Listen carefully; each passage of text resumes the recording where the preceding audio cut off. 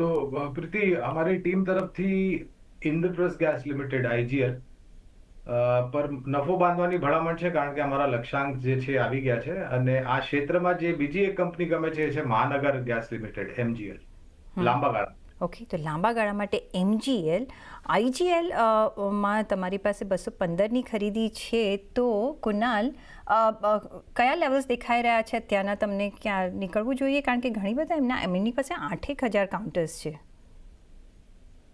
પેલા આઈજીએલની વાત કરીએ, 215ની અરાઉન્ડની ખરીદારી છે અને ત્યાં 206 પાસે ટ્રેડ કરે છે. ટાઈમિંગ માટે મારો જે વ્યૂ છે અત્યારે હોલ્ડ કરીને ચાલવાનો બની રહ્યો છે, કેમ કે એવું લાગે છે કે કાઉન્ટર ઉપરમાં તમને 218 અને જો બ્રેક કરે તો 225 સુધીના પણ લેવલ બતાવી શકે છે. વ્યૂ ડેફિનેટલી હોલ્ડ કરીને ચાલવાનો છે. હોલ્ડ કરો તો વધારે સારું રહેશે, સારા રિટર્ન મળી શકે છે. ઓકે.